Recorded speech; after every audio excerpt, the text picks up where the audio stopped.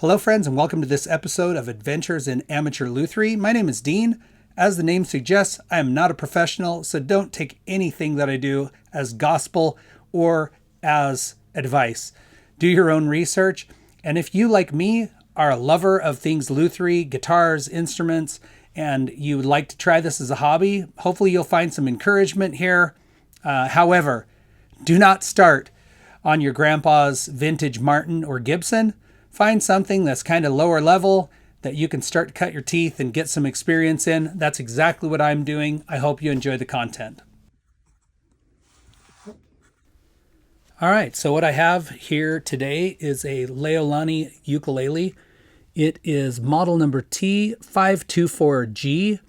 The T is for tenor size. It has a solid cedar top, a nice little abalone rosette.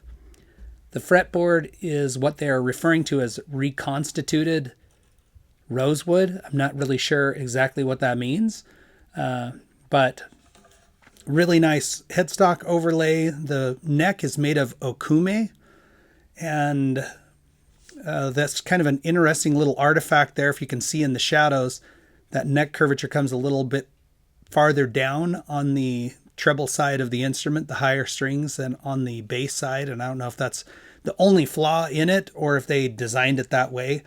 It's not a major flaw, and you wouldn't really notice it if you weren't doing a full inspection. The back and sides are Madagascar ebony. They're laminated back and sides, and then the binding is a curly maple, which is really, really pretty. So the instrument is gorgeous. I'm just doing an inspection to try to get a feel for maybe what's going on here, what happened. You can see all that back and sides are book matched. So it looks like they took quite a bit of care in making the ukulele.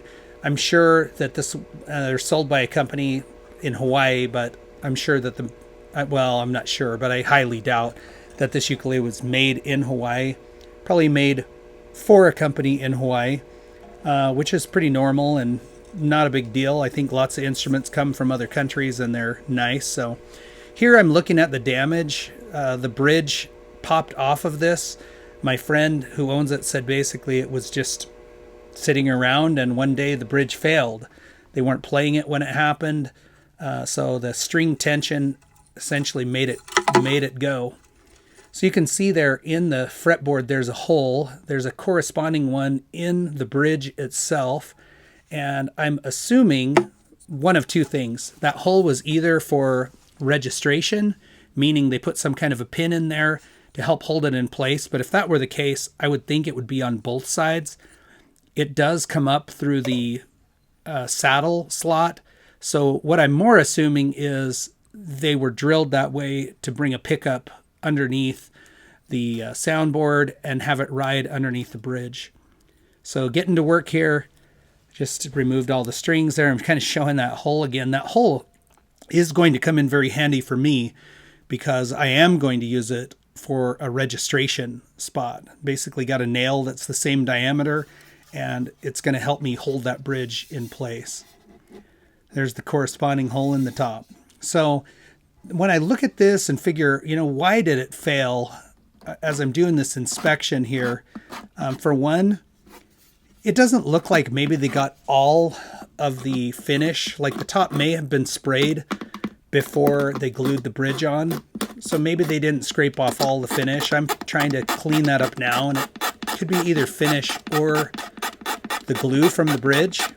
So I'm just using a little razor. And here in a minute, I'm going to start using my thinker and add some tape to make sure I stay inside the lines on that. But the other thing, as I look at the back of the bridge, it didn't look like the glue that they were using had really good coverage. That covered all of the bridge. It definitely covered most. And then my guess is, just based on what I'm seeing at the top edge towards the sound hole of where the bridge sits, the right-hand side, or the treble side, there was actually kind of a deep score mark that cut through the fibers of the top. And I'm sure that weakened things. So you have all that folding force of the strings pulling up on the bridge towards the headstock, and maybe that contributed to the failure of the bridge coming off. So here I'm just checking with a nail again and finding, yeah, hey, that's going to work out really slick. It's going to help hold things in place. I did have a saddle blank. It's a guitar saddle blank, but I wanted to test and see if it would work on this because I didn't have anything else. And, you know, these things all have to be fitted anyway. So I figured I could just cut it down and resize it, which I will do a little later. So it turns out it was, snug fit in the saddle slot. So that will come back to play here a little bit later.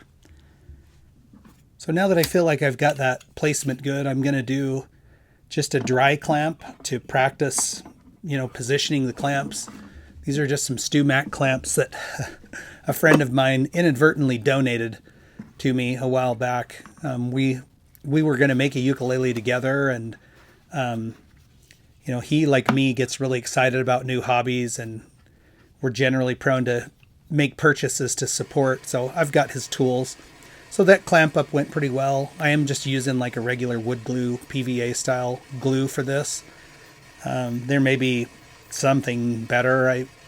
If it were, a Stradivarius or a fancy guitar, I would look into getting some hide glue or some fish glue. But for $180 ukulele, I think wood glue is going to be fine. So you can see I left the fibers that were broken away from the top so that I don't leave a void underneath. But I had scraped that bridge down to try to remove any of the existing glue.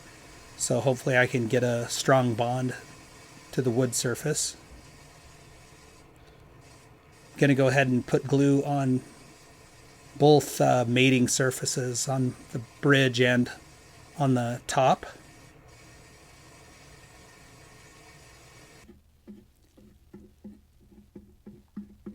Then we're going to go for the big clamp up, which actually went a lot smoother than the dry run because the bridge was tacky and didn't want to go flying around as much.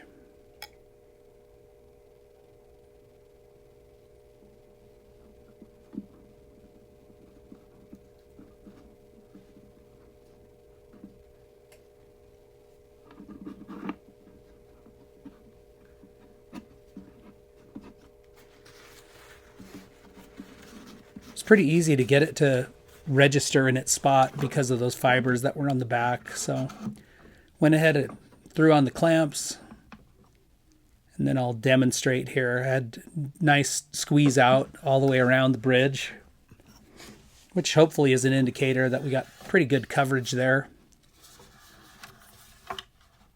So we'll go about trying to clean up some of that. I have made the mistake of not cleaning up the glue, and it's much harder to do after the glue dries. So let that hold for about 45 minutes clamped up. The glue bottle suggests that you leave it for 20 to 30 minutes. But what that did is give the squeeze out that's on the front side of the bridge a chance to kind of solidify, which made it easier to scrape it off.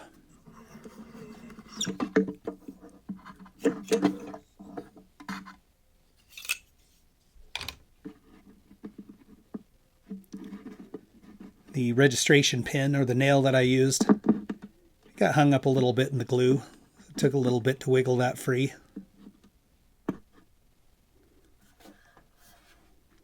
So there you can see that squeeze out on the leading edge, and I've just got a little razor blade, and I'll just ever so gently scrape it away.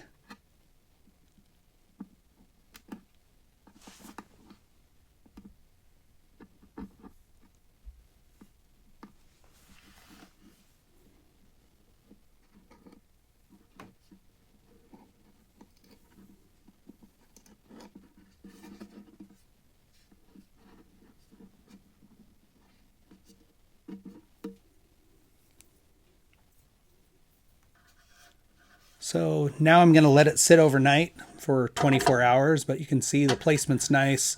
It perfectly matches with where the finish was removed from the top. And so I feel like we've definitely got it in the right spot. It was, like I say, kind of easy to do because those broken fibers caused it to fall into place on the treble side, and the nail created a registration spot on the bass side of the bridge. So, next little order of business. I'm starting to look at this bridge now, and it's obviously way oversized. I mean, it is a guitar bridge. You can see in little spots there where it's been contoured to get the intonation for what would be a B string on the guitar. I've got it in there upside down, but I know I'm cutting it away anyway.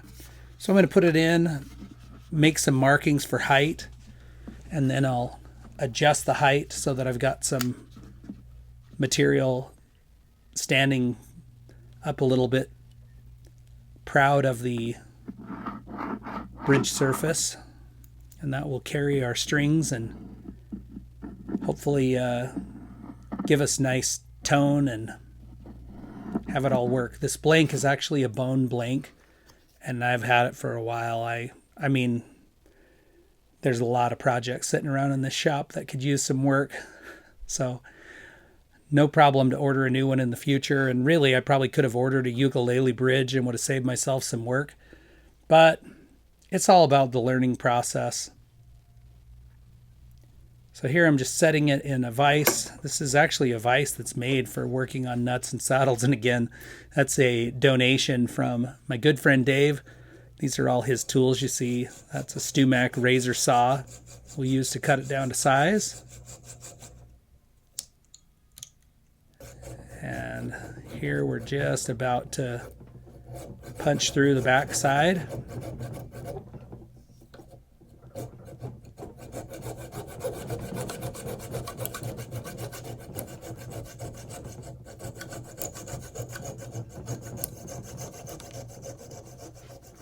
Then to flattening and filing. I've colored the top of that, and I need to crown the top of the bridge so it comes to a nice point so it doesn't have any sharp edges and it's not square. So I'm going to start with just a standard file and remove a lot of that material. And after I get that to where it's starting to round, I actually have crowning files that are Stumac crowning files for fretwork. But I'm going to use it to put a nice crown on top of this saddle. It actually did turn out really, really nice. Looks like it was intended to be there all along. So I'm kind of watching the black line on top and trying to bring the saddle to a nice crown without taking too much material out, because I've already measured it to stand up about 2 millimeters proud of the saddle surface. A little bit of sanding and polishing just to make it nice and smooth.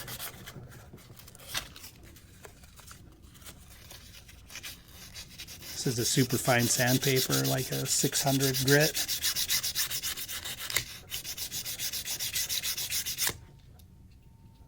So the only thing left to do really at that point was to cut it to length. So I took some calipers just to get an accurate measurement, make sure that I'm outside of the strings. I guess I could have got fancy and followed the contours of the bridge and kind of filed it down a little, but I just transferred the measurement of the width and used the little razor saw again to cut it down.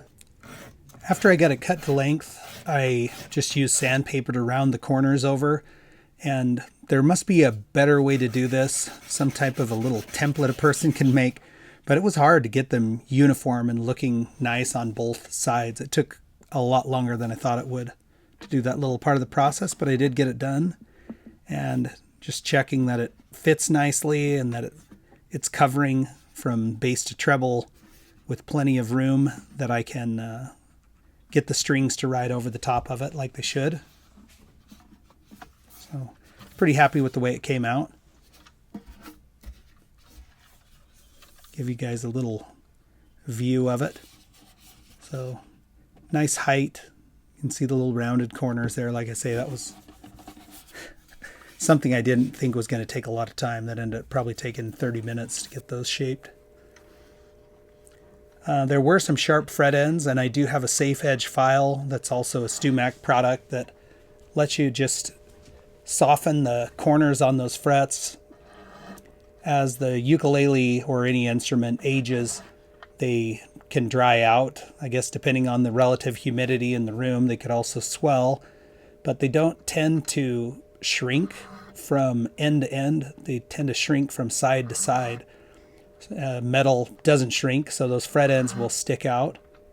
So I'm just really gently going down, and like I say, that file has a safe edge or a flat side on it, so you can ride it across the fretboard without cutting in and doing any damage there. So I'm just feeling all these little frets and gently going down and softening them all up. I'm just going to do a little bit of cleaning and polishing, get it ready for the strings. Got some guitar polish. It's just easier to clean while everything's stripped down. Now, I saved all of the strings, and probably ideally I would have bought some new strings, but these are nylon. They don't get rusty, and they don't really, wear out unless you're somebody who's playing all the time. And this instrument comes from a house where I'm sure they enjoy playing it, but they're not throwing any concerts. So I went ahead and just restrung everything back up. I had labeled those strings because ukuleles are funny. They have a thinner string with a higher pitch, and then a lower string as the second string, and then it goes back again, ascending, higher pitch. So there's a thinner string, a thicker string, and then two that are thinner than that. Here it is all strung up, and the bridge seems to be holding. I kind of checked behind it with the feeler gauge to see if there was any lifting going on, and I didn't detect any. So I have a ukulele all back together. You can see the bridge seemed to be staying locked down. There's no gaps behind it. That saddle turned out really nice. The height of the strings, nice and low. The action is good. Besides having to tune it like 25 times because the nylon strings just keep stretching and stretching. Other than that, I think things are ready to go back to the owner. So